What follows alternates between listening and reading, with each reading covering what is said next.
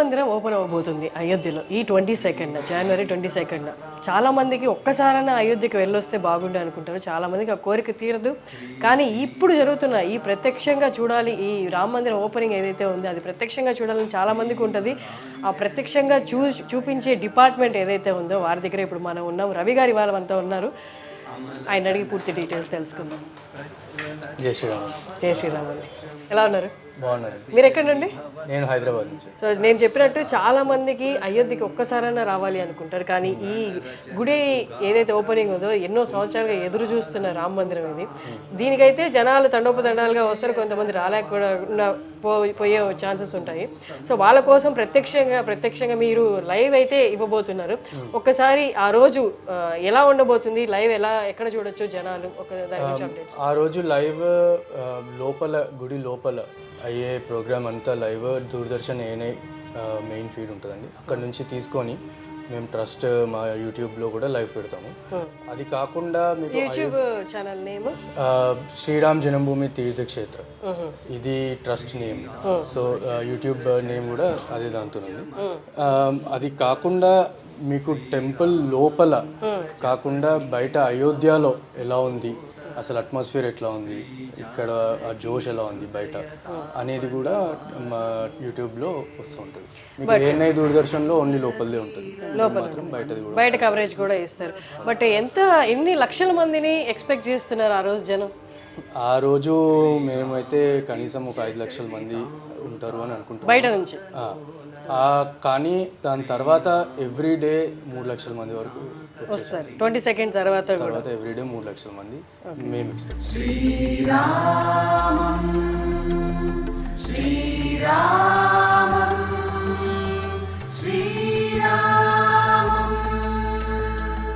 But ఈ city మొత్తాన్ని కూడా, క్రౌడ్ని మొత్తాన్ని కూడా జనాలు దేవుణ్ణి దర్శించుకోవడానికి, రాముడిని దర్శించుకోవడానికి వస్తున్న వాళ్ళని చూపించాలి, అంతమందిని చూపించాలి అంటే ఊరు మొత్తం కూడా కెమెరాస్ పెట్టాల్సిన సిచ్యువేషన్ అయితే కనిపిస్తుంది కదా. ఎన్ని కెమెరాస్ ప్లాన్ చేస్తున్నారు? ఇప్పుడు మా team, social media team, content ఎవరైతే తీసుకొని వస్తారో, వీడియో యాక్చువల్లీ గ్రౌండ్లో వెళ్ళి షూట్ చేసేవాళ్ళు, మాకు మెయిన్ స్పాట్స్ ఉన్నాయి అయోధ్యలో. మెయిన్ ముఖ్యమైన కొన్ని ప్రదేశాలు ఉన్నాయి, అక్కడ ఉంటారు. అక్కడ ఎట్లా ఉంది ఏంటి మహోత్సవం అంటే ఆ జోష్ ఎట్లా ఉంది. ఇప్పుడు హనుమాన్ గడి ఉంది ఫర్ ఎగ్జాంపుల్, హనుమంతుడు అక్కడ ఉండి అక్కడ నుంచి అడ్మినిస్ట్రేషన్ హనుమంతుడు చేసేవాడు. సో అది ఇప్పుడు గుడి అయ్యింది. సో అక్కడ చాలా పెద్దగా అవ్వబోతుంది. సో అక్కడ ఉంటారు. ఇంకా కనక్ భవన్, ఇట్లాంటి కొన్ని ముఖ్యమైన ప్లేసెస్ ఉన్నాయన్నమాట.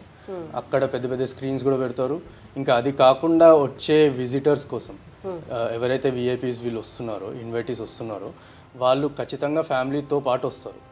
లోపలికి మాత్రం వాళ్ళు ఒక్కళ్ళే అలౌడ్, కానీ ఇక్కడ రావడం ఫ్యామిలీతో వస్తారు. ఎందుకంటే గుడికి ఎవరైనా ఫ్యామిలీ లేకుండా రావాలని అనుకోరు. సో వాళ్ళ కోసం పెద్ద రూమ్ పెట్టి, పెద్ద స్క్రీన్ పెట్టి అవి చేస్తున్నాం. సో అక్కడ ఉండడము, సో ఇట్లా మొత్తం అయోధ్య మొత్తంని కవర్ చేసేలాగా చేస్తున్నాం.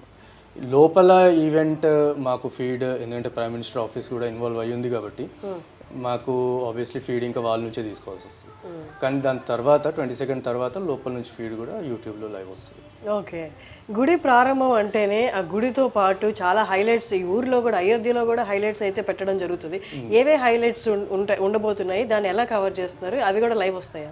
ఇప్పుడు హనుమాన్ గడి ఉంది, వాళ్ళు ఆ గుడి వాళ్ళు ఆ ఈవెంట్ని వాళ్ళు ఒక స్పెషల్గా వాళ్ళు సెలబ్రేట్ చేసుకుంటున్నారు.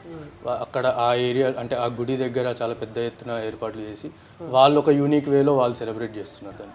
అది కాకుండా ఇప్పుడు సరియు నది దగ్గర వేరే గుడి వాళ్ళు చేస్తున్నారు. ఇప్పుడు నాగేశ్వరనాథ్ మందిర్ ఉంది, అది శివుడి గుడి, అక్కడ వాళ్ళు స్పెషల్గా వాళ్ళు ప్రోగ్రామ్ చేసుకుంటున్నారు. సో స్క్రీన్స్ అనేవి ఇప్పుడు మనము ఎట్లా అయితే అయోధ్య బయట ప్రతి దగ్గర స్క్రీన్స్ పెట్టుకొని ఎవరి గుడ్లలో వాళ్ళు ఎలా అయితే చేసుకుంటున్నారో, ఇక్కడ కూడా అన్ని గుడ్లు రాముడివే కాబట్టి అందరూ ఆ రామభక్తితోని ఇంకా చాలా పెద్ద ఎత్తున ఇక్కడ చేస్తారు అని ఇంకా అవన్నిటిని కవర్ చేయడం జరుగుతుంది.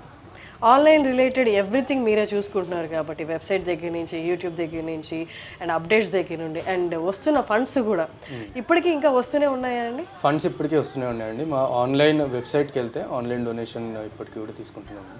ఇంకా 22nd అని చెప్పి ప్రాణ ప్రతిష్ఠ డేట్ అనౌన్స్ అయినాక ఇంకా ట్రాఫిక్ ఆల్మోస్ట్ డబుల్ అయ్యింది. ఓకే, ఇంకా డబుల్ అయింది. వెబ్సైట్ ట్రాఫిక్ అయితే డబుల్ అయింది.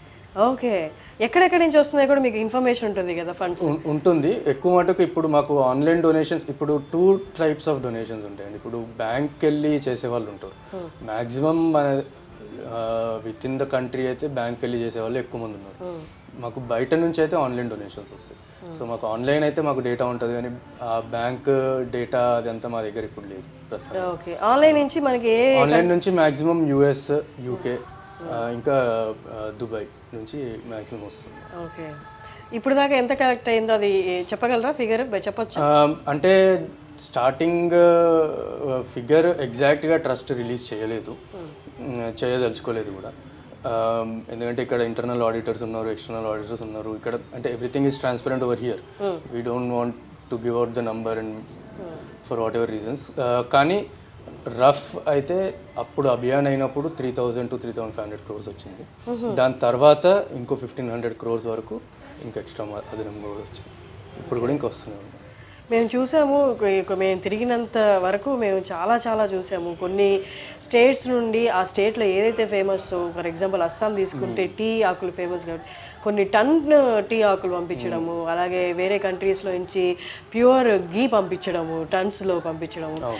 అలాగే ఇంకేదైనా మిమ్మల్ని అబ్బురపరిచేలాగా, ఇంత భక్తి ఉందా జనాల్లో అనిపించేలాగా? కంబోడియా నుంచి పసుపు వచ్చిందండి, చాలా ప్యూర్ పసుపు. మేము ఇక్కడ నుంచి ఆ పసుపు అక్కడ అంత దూరంలో ఉన్నా కూడా స్మెల్ అక్కడ నుంచి ఇక్కడ వరకు స్మెల్, సుగంధం అనేది వస్తుంది. సో కంబోడియా నుంచి. థాయిలాండ్లో ఒక అయోధ్య ఉంది, అంటే ఇక్కడ అయోధ్య పైన అప్పుడు వాళ్ళ రాజులు పెట్టుకున్నారు అయోధ్య అని పేరు.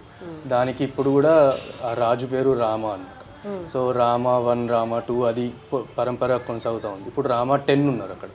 అయినా కూడా అక్కడ నుంచి చాలా ఎత్తున అన్ని ఇక్కడ కావాల్సిన పూజకు కావాల్సిన సామాగ్రి అంతా కూడా పంపించినారు అనమాట మన థాయిలాండ్ నుంచి. సో అట్లా వేరే వేరే దేశాల నుంచి, వియట్నాం నుంచి వచ్చింది, తైవాన్ నుంచి వస్తుంది. సో చాలా నేపాల్ నుంచి అయితే మొత్తం వాళ్ళందరూ జనక్పూరి నుంచి సీతామాత ప్రదేశం నుంచి మేయర్తో పాటు మొత్తం అందరు వచ్చినారు. అవన్నీ తీసుకొని వచ్చినారు. ఇంకా అది కాకుండా వేరే వేరే నదుల నుంచి నీళ్లు పంపిస్తున్నారు, జలం పంపిస్తున్నారు అభిషేకంకి వాడడానికి. సో అన్ని నదుల నుంచి, వరల్డ్ వైడ్ నదుల నుంచి మనకి వస్తున్నాయి అన్నమాట. సో అవన్నిటితోని రాముడికి ఆ రోజు అభిషేకం చేస్తారు. ఎన్ని గంటలకు స్టార్ట్ అవబోతుంది? 22nd ఎన్ని గంటలు ఉండబోతుంది? 22nd 10 గంటలకి స్టార్ట్ అవుతుంది. ఉండడము సాయంత్రం 4-5 వరకు ఉంటుంది. అక్కడ లోపల 6కి అయిపోతుంది మొత్తం, కానీ ప్రసారం మాత్రం 4కి అట్లా క్లోజ్ అవుతుంది.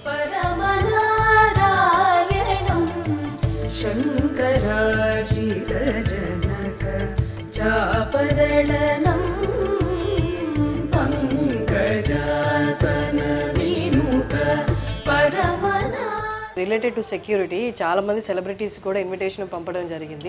వాళ్ళందరికీ సెక్యూరిటీ అనేది మీ వైపు నుంచి ఏమైనా కవరింగ్ ఉంటుందా? ఎలాంటి సెక్యూరిటీ ఉండబోతుంది? ట్రస్ట్ నుంచి ఏం సెక్యూరిటీ స్పెషల్గా అయితే ఏమి ఉండదు. అంటే trust obviously different from government body. వాళ్ళకి ఏ ప్రొటెక్షన్ అయితే ఉందో, అంటే ఇప్పుడు ఫర్ ఎగ్జాంపుల్ ఎవరైనా చీఫ్ మినిస్టర్ వస్తున్నారు, వాళ్ళకి జెడ్ సెక్యూరిటీయో ఎక్స్ సెక్యూరిటీయో ఉంటుంది. సో వాళ్ళ సెక్యూరిటీ పరంగా గవర్నమెంట్ దాన్ని చేస్తుంది. ట్రస్ట్కి దాంతో ఇంకేం సంబంధం. ఓకే, ఇక్కడ జనాలు, ఇక్కడ అయోధ్యలో ఉంటున్న జనాలు ఇక్కడ రాబోతున్న రద్దీని, భక్తులను చూసి వాళ్ళు ముందుగా ఏమైనా చెప్తున్నారా? వాళ్ళకి ఏమైనా ఇబ్బంది కలుగుతుందేమో, అంటే తండోపతండాలుగా వస్తారు, అసలు నిలబడే చోటు కూడా ఉండకపోవచ్చు అని చెప్తున్నారు. ఇక్కడున్న అయోధ్య ప్రజలు ఏమంటున్నారు? అయోధ్య ప్రజలు అయితే చాలా ఎక్సైటెడ్ ఉన్నారండి. ఇంకా వాళ్ళు ఏమంటారు, వాళ్ళు రాముడు వస్తున్నాడు అంటే వాళ్ళకి ఇంకా అంతకంటే సంతోషం ఏమి ఉండదు కదా. బయట నుంచి వచ్చే వాళ్ళకి డెఫినెట్లీ ఇక్కడ ఉండడానికి అకామిడేషన్ అయితే చాలా కష్టమవుతుంది. అది కాకుండా వాళ్ళ కోసం పోలీస్ ఒక 8,000 to 10,000 పోలీస్ స్టాఫ్ వస్తున్నారు వాళ్ళు ఉండడానికి. ఇంకొక చిన్న ఇవ్వాలే ఒక చిన్న ఇష్యూ మాకు వచ్చింది, అది చూస్తున్నారు ట్రస్టీస్ చూస్తున్నారు. రిలేటెడ్ టు అదే ఇదంతా logistics. Around 50 to 80 chartered flights వస్తున్నాయి ఆ రోజు. అంటే ఇప్పటి వరకు మాకు వచ్చిన number around 80. So chartered flights, ఇప్పుడు అయోధ్య చాలా చిన్న ఎయిర్పోర్ట్, అది కూడా ఇప్పుడు మొన్న అయ్యింది. సో అన్ని చార్టెడ్ ఫ్లైట్స్ ఇక్కడికి వస్తే వీటిని ఎక్కడ డాక్ చేస్తాము, వీటిని ఎక్కడ ఉంచుతాం అనేది అదొక సమస్య. సో ఇట్లాంటి ముందు ఎక్స్పెక్ట్ చేయనివి అన్నీ ఆబ్వియస్లీ ఇంకా వస్తున్నాయి. సో ఇంకా దాన్ని అట్లా రిజాల్వ్ చేసుకుంటుంది. రామం దేవదేవం భజే దివ్య ప్రభవం రావణాసురవైరి రణము. మీకు పర్సనల్గా ఎలా ఉంది? చాలామంది అనుకుంటారు ఇక్కడికి వచ్చి ఉండాలి అన్నది. మీరు ఎన్ని నెలలుగా ఉంటున్నారు ఇక్కడ? ఇక్కడ ఆల్మోస్ట్ 1 year అవుతుంది. 1 year అవుతుంది. పర్సనల్గా చాలా సాటిస్ఫైయింగ్ ఉంటుందండి. అంటే ఎవ్రీ చిన్న ఇప్పుడు ఫర్ ఎగ్జాంపుల్ ఇన్విటేషన్స్ అందరికి వెళ్ళినాయి, మీకు ఆన్లైన్లో చూస్తుంటారు ఇన్విటేషన్ అవన్నీ. అదంతా డిజైన్ ఇక్కడ అయ్యింది. అదంతా డిజైన్ మేము ఉండి మా టీమ్ మేమందరం ఇన్వాల్వ్ అయ్యి చేసింది. ఇప్పుడు ఏదైతే ఇన్విటేషన్ మనకు కనిపిస్తుందో అది డిజైన్ చేసింది అంతా ఇక్కడ అయ్యింది. ఓకే. సో ఇదే కంపెనీ. అంటే మీరు కీ రోలా అందులో డిజైన్? ఆబ్వియస్లీ ఇప్పుడు మా గ్రాఫిక్ డిజైనర్ ఉన్నాడు. గ్రాఫిక్ డిజైనర్ ఆబ్వియస్లీ వాళ్ళని లీడ్ చేసేది నేను కాబట్టి. సో ఆన్లైన్లో ఆ ఫొటోస్ ట్విట్టర్లో కానీ ఇన్స్టాగ్రామ్ ఫొటోస్ పెట్టినప్పుడు వాళ్ళందరూ ఎంతో గొప్పగా దాని గురించి చెప్పి మాకు ఇట్లా ఇన్విటేషన్ వచ్చిందని చెప్పి వాళ్ళు ఎంత గొప్పగా ఫీల్ అవుతున్నారో దాని వెనకాల ఉన్నది మనము అని చెప్పి అదొక వేరే సాటిస్ఫాక్షన్, ఇంకా అది వేరే. సో ఇక్కడ ఏ చిన్నది చేసినా అది గ్రౌండ్లో అది రిఫ్లెక్ట్ అవుతుంది. సో ఆ సాటిస్ఫాక్షన్ అనేది చాలా చాలా గొప్ప సాటిస్ఫాక్షన్. థ్యాంక్స్ అలాట్ రవి గారు. నమస్కారం. జై శ్రీ. రవికుల